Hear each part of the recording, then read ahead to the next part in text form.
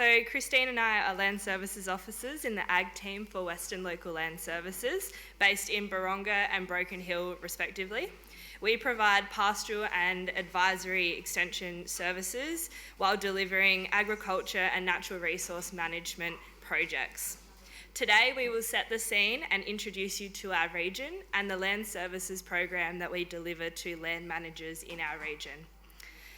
Christine and I are both relatively new to our roles, so this recent succession in staff presented a prime opportunity for reflection on program delivery.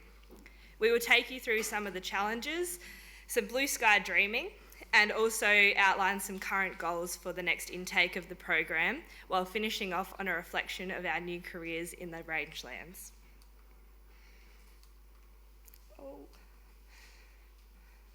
So the Western Local Land Services region is the largest in New South Wales. As you can see on the map, it covers 40% of the state. Rainfall is low and highly variable. Summer dominant in the north and winter dominant in the south. The main land uses in our region are grazing, dryland agriculture and irrigated agriculture. As I said before, I'm based in Broken Hill and Christine is based in Baronga. And the Land Services program is open to anyone in our region to apply.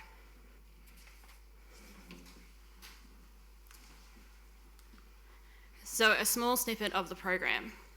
The Land Services program was launched in 2018 as a custom-made initiative targeting landholders in the Western region. Land managers are selected for their perceived ability to implement change and improve networking skills, knowledge and leadership. To date, 4 intakes of participants have graduated, with 1 intake currently in their second year and another about to be inducted. The program runs for 2 years over 8 quarters, inducting a new intake each financial year. Landholders are supported by training, mentoring and capacity building. Participation in the project is valued at $16,000, including access to a $10,000 training budget available to participants on a cost-share basis in their second year. Some strengths and outcomes of the program include a holistic approach to farm business planning, allowing multiple topics of property planning to be covered through regionally relevant workshops and training.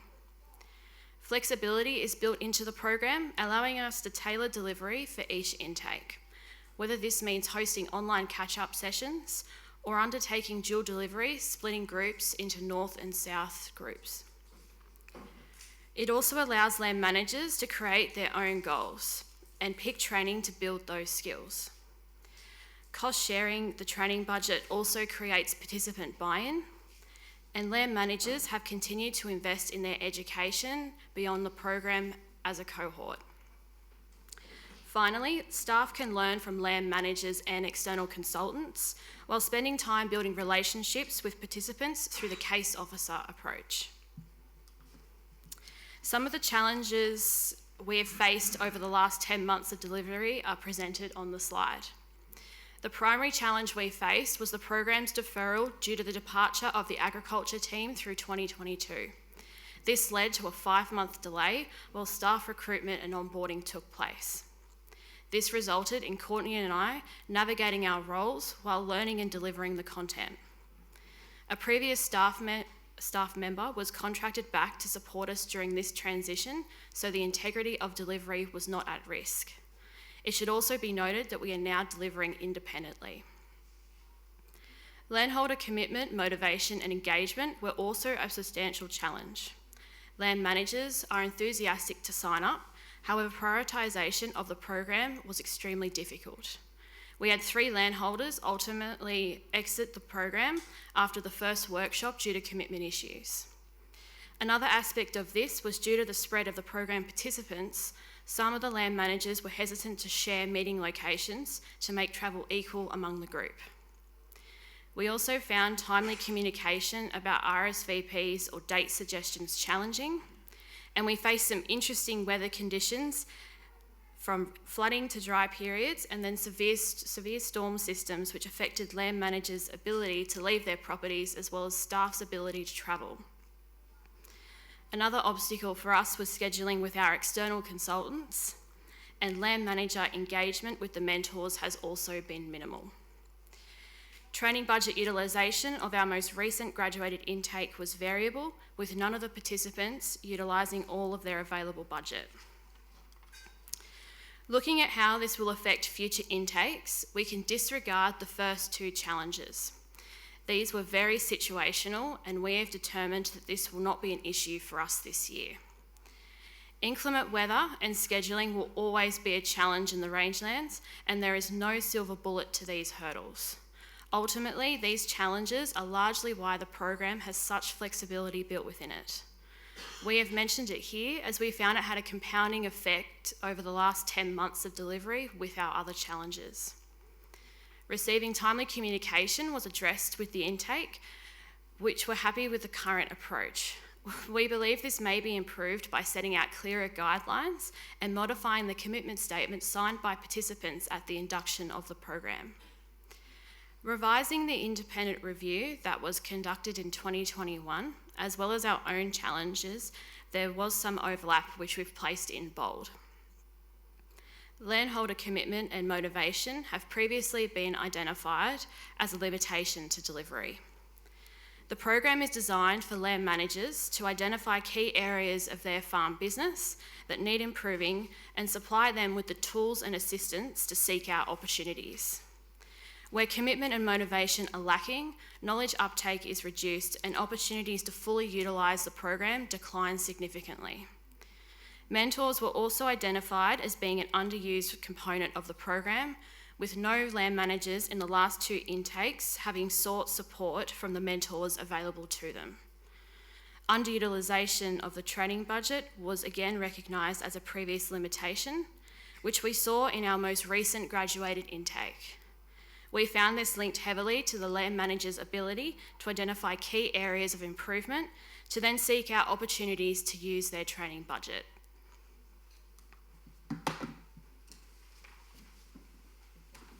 So, where to from here with the Land Services program? The objective is to increase the robustness of the program to evolve with us as early career deliverers, as well as participants in the region over time. So ideally, if time and budget allowed, we would like to make the following changes. A potential rebrand of the program, such as developing a fresh name to capture landholders' attention for recruitment, as we've found the EOIs generated from the program's reputation and targeted audience have been the same each year. We want to reevaluate our promotional methods to capture that wider audience through developing promotional videos or real-time updates to pique interest. Interest from landholders with dryland cropping or smaller lifestyle blocks has occurred. However, these landholders would not get much value from the program as it is, with the large rangeland grazing focus. We could induct another intake for a separate focus or split the intake for a more tailored approach. Currently, the final Year 1 workshop is aimed at participants setting their goals. As deliverers, we found this workshop very content heavy, and it covered a broad range of topics that were not covered in those previous workshops. However, it was all in the same session as participants were being asked to set their long-term goals and development. By the time the action plan component was reached, landholder engagement had decreased. Creating another workshop to cover this valuable information would allow the action plan component to be a separate workshop, and participants can really focus on that goal setting and development. Moreover, this would also allow focusing on the participants' previous workshops and linking them all together more seamlessly. So changes that we are going to implement for our 2023-24 delivery of the program include an initial online webinar to introduce the successful applicants to the program and clearly communicate commitment expectations before that first workshop.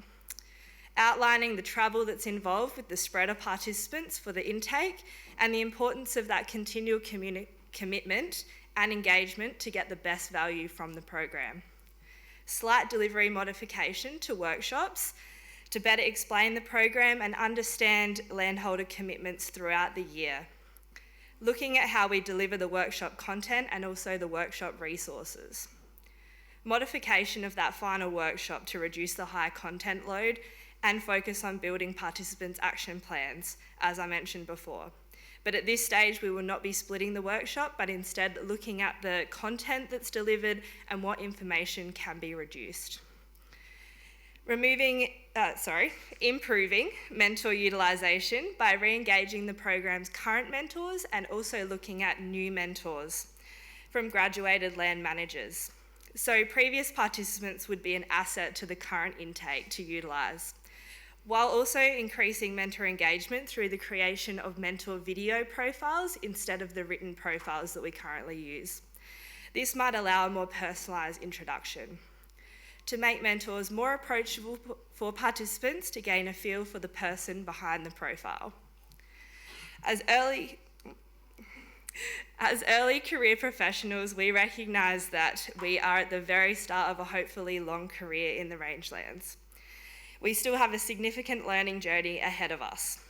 We have some diverse experience between us, and that helps put a different perspective on the projects that we work on. The prospect of what lies ahead excites us, knowing that we have many learning opportunities and challenges moving forward. We can also experience these with our landholders as they continue on their improvement journeys. While this is exciting, it is also very intimidating to know what lies ahead. We recognise that knowledge succession is a considerable issue in agricultural extension, let alone rangeland extension, and we would like to connect with other professionals to knowledge share and ensure that we are serving our land managers within our region to the best of our ability. Rangeland research and extension is there, and we would like to accelerate much of the learning as possible while also reducing double up on projects and research that already exists. So thank you, and let's keep in touch.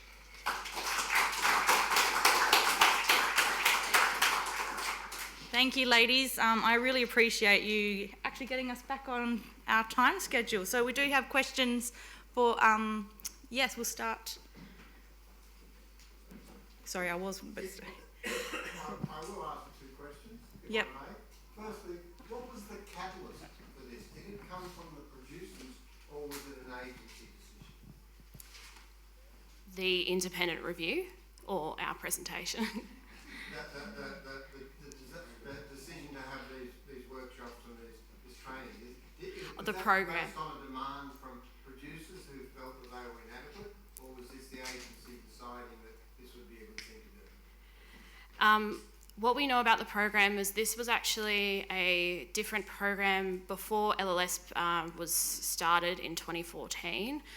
We were Catchment Management Authority, and there was a landholder mentoring and capacity building program within that. And then when we were merged and formed Local Land Services, this program was developed out of that old program and adapted to, I guess, meet the needs that weren't being met in that previous program. But that's about the extent of what we know, just because we're only been here 10 months, and the people that did develop this program are no longer with the organisation, unfortunately. If I may ask a second question, I hope it doesn't sound too personal. You're both recent graduates. How comfortable did you feel with the training you had before you took on this job? Is there anything that can be fed back to the university that says, look, if we would have learned about this in second or third year, we would have been far better off? Is there something or a lot of things that can be sent back to the university? Or I don't know, have you both graduated from the same university? No. So there you go. So because there is a major concern about graduates coming out of university who are not, and my wife used to work for TAFE, so you can understand this, who are not job ready. Do you both, seriously, I don't want to sound perfect, do you feel you were job ready? Well, I'll speak on my behalf and then Courtney can have a go. To give you a bit of background, I actually grew up in Sydney and never stepped foot on a real property until I was at university. So I felt extremely inexperienced even when at uni, and then when I left, even more so again. I actually went and worked on a property for about 2 years just after I finished uni, and while I was at uni I did that part-time. But even then, when I got into my first kind of extension role, yes, and I still feel that now. I mean, it's a constant learning journey as well. So even now, 10 months in the rangelands, there's so much. I feel, I guess, like we're about to go into a drought, and we haven't worked in a drought before. So, you know, there's a huge learning gap in front of us, but I don't think any amount of training at uni, any formal amount of training would prepare you for the job before you get there, realistically. What about you, Courtney? Oh, sorry.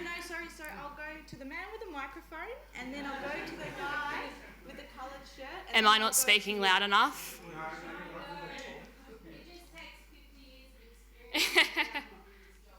Did you want to go with that question too? I'll let Courtney have a go. 100. I'll just go to, we've got 4 questions, but I've only got 3 minutes to the next speaker, so I'll go to the man with the microphone. Okay, Curly Yates. I applaud you for getting up and doing this and having a go, and you're doing well. My question was, you're having problems with the mentor engagement. Would it be possible or an idea for the applicants to actually suggest who they want as a mentor, or you have a range of mentors and go, here you go, these are people in your area, they may know them, because it may be a case of they're scared of the person that you give them as a mentor. Thank you. Thank you for that question. So currently the participants get about 6 different mentors within our region, so all landholders within our region that they can choose from. So depending on their common interests or what they might like to learn about, they have got that option. We're just finding that they don't want to, well, they haven't sort of reached out to those mentors. So sort of reevaluating who we have as mentors or adding to that mentor team, as well as how they can access those profiles as well for that, you know, more personalised approach, I suppose. Yeah. Sorry, before you ask a question, can I ask, we've just got to move on to the next one, but I will remember you. I will also remember you. I just want to make a comment. Can I quickly make a comment to these ladies? Can you make the handover to the next people like the one you would have liked to receive? Yeah, I'm sure they will respect that. But we'll come back to you as well in the question time at the end. We've got 20 minutes at the end. Now, thank you so much, ladies. Thank you.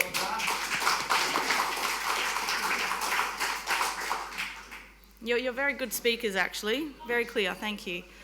So next we have Dr. Robin Cowley presenting from the Northern Territory Department of Industry, Tourism and Trade. She's a senior rangeland scientist there, and she'll be presenting today on the researching the rangelands, tips for young players. Thank you. Here's your clicker. Okay, thank you.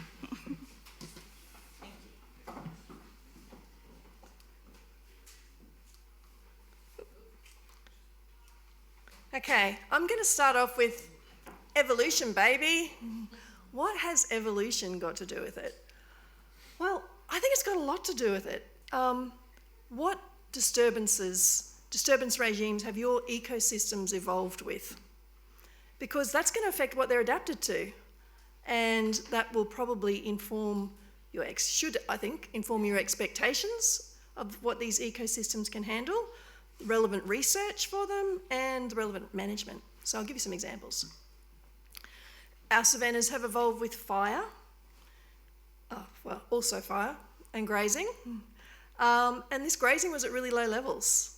So we didn't have wildebeests or bison or antelope.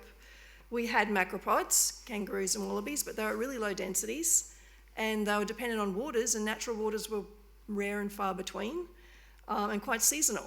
So actually, our landscapes evolved with really low levels of grazing, and that's why the safe utilisation levels are really quite low. We didn't have any hooved animals, so our soils are certainly not adapted to hoof action.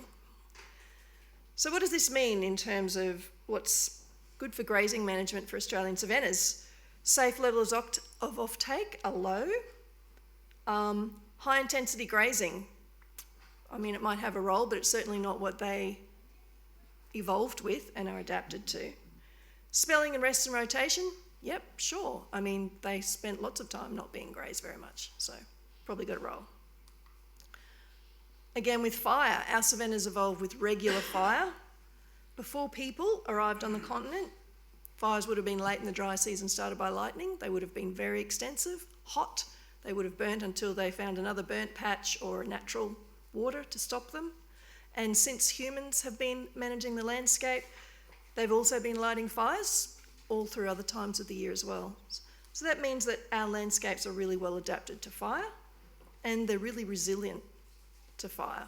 I will just say that in terms of poor condition landscapes, maybe then you need to be a little bit careful with fire because they're as a result of heavy grazing usually, and well, that didn't happen historically, evolutionarily. What about timeframes? So this is a graph of rainfall at Victoria River Downs, and we've got, this is the difference from the median. So the median is the rainfall you can expect in half of the years, all years.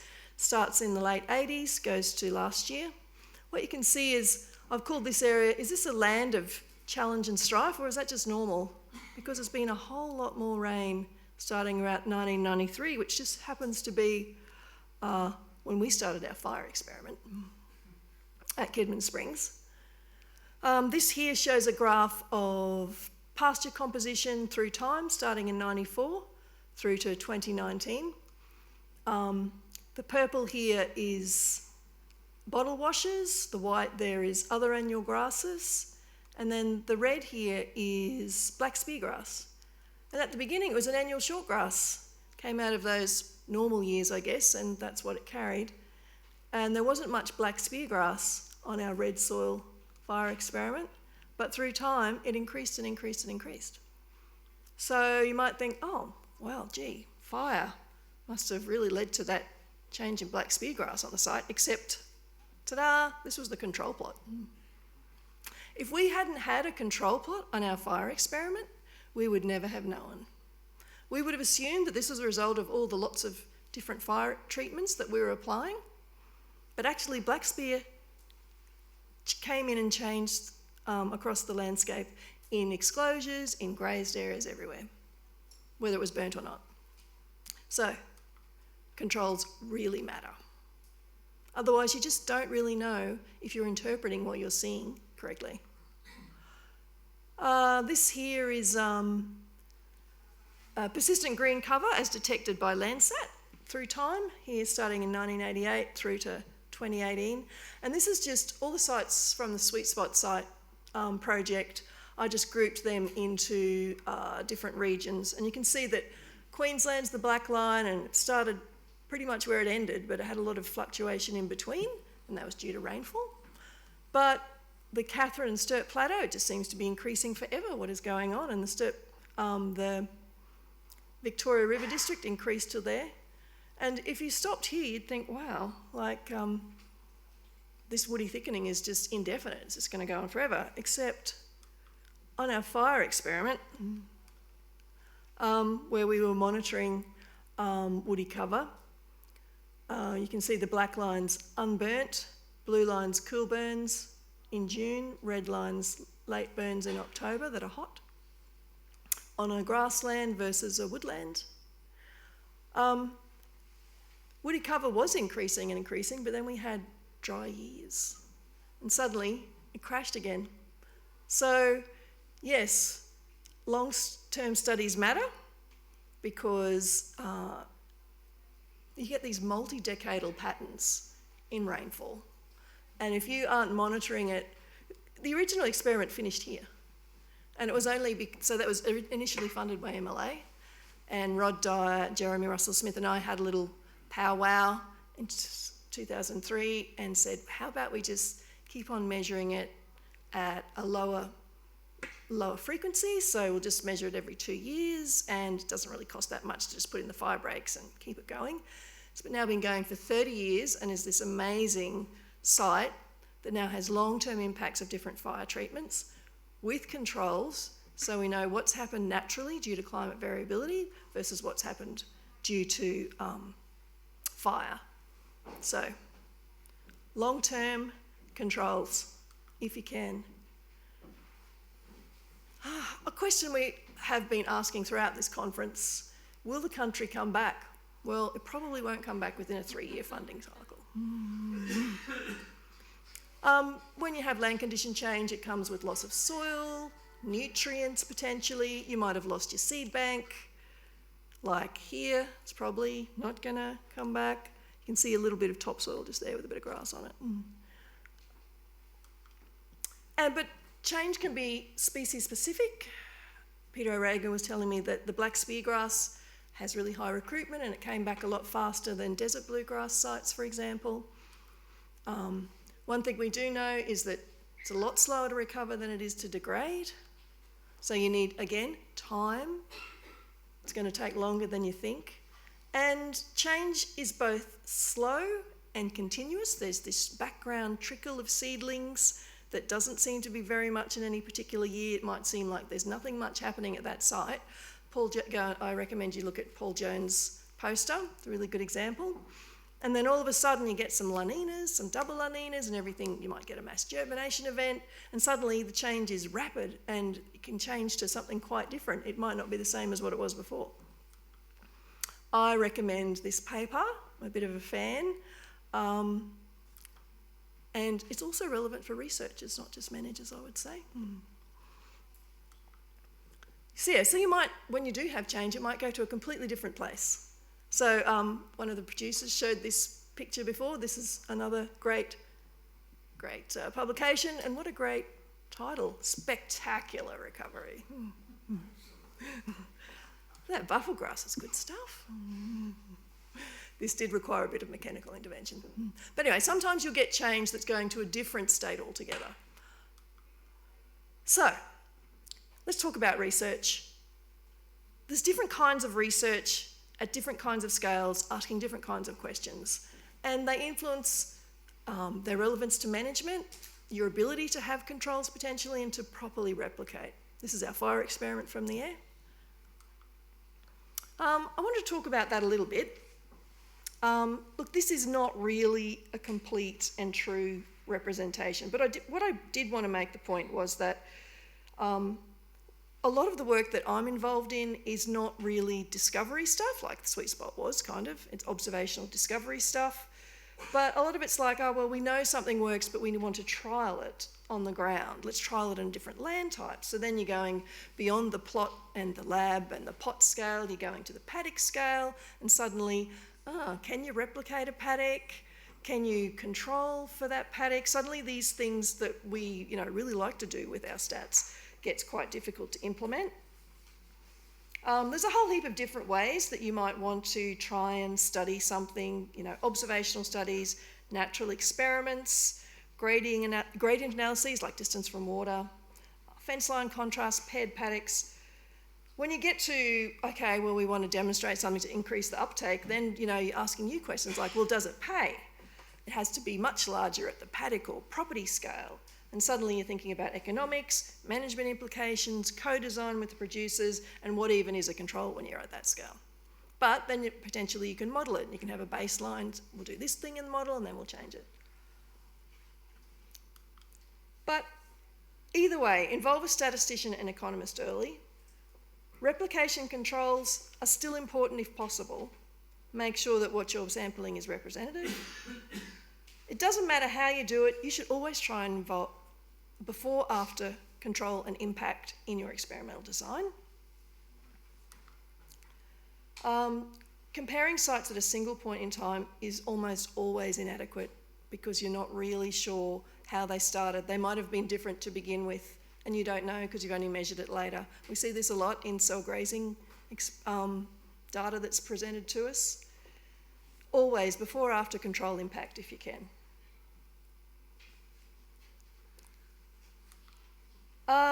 Yeah, look, I've got so much to say and I've run out of time. But don't assume that just because you've got the same stocking rates in paddocks that you've got the same grazing impact, because it could actually, the utilisation could be quite different. We found that in the Sweet Spot project. Sometimes got some unwelcome surprises. The first year of your trial is probably always a pilot because you're learning how to do this research. You might need to fine-tune the design. The animals are learning if you're dealing with animals. So always factor that in. And I would say combine ground and remotely sensed data with modelling to get further long-term insights and be able to extrapolate beyond the original study. This is just an example of some modelling I did with Dione Walsh's data from a 700 square K paddock in the Barkly, and the red dots there were what she observed, and this is what the satellite was observing when no one else was in the paddock. It's never too late to learn to model, I would say, and I think it's actually a really powerful tool to get a lot more out of field data sets. And yeah, that's kind of the end. But I would say you're not alone, seek input from others. Thank you, Dr. Robin.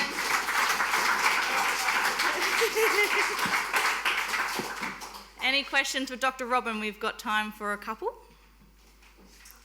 Oh, yes. Well, you put your hand up first, and then you. Really interesting presentation. Thank you, Robin. I'm just interested in... do we need it? I'm just interested in fire research, whether it is considered, our ecosystems have obviously have evolved with fire, but our soils were so different during that period. The collapse of our soils, they were a big sponge when fire was regular. The collapse of our soils, the compaction, the lack of water, the lack of air. Okay, so we've been measuring our soils on our long-term fire experiment at Kidman Springs. So Wendy Williams was talking about that this morning, and those soils, those biocrusts, they don't mind fire at all. They bounce back. They are really well evolved with fire. So no, I think the soils are doing fine with fire. I would. So the question was more regarding the impact of fire on an ecosystem when it's burning over a sponge rather than burning over a compacted layer. Yeah, I'm not going to attempt to answer that. Awesome. One more. Hi, Robin.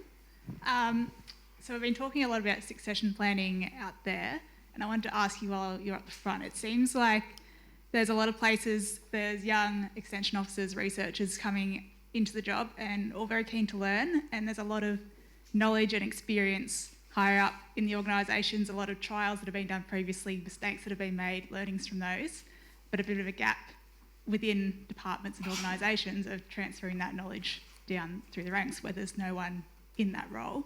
I want to hear your thoughts and opinion on how we can improve that knowledge transfer. Yeah.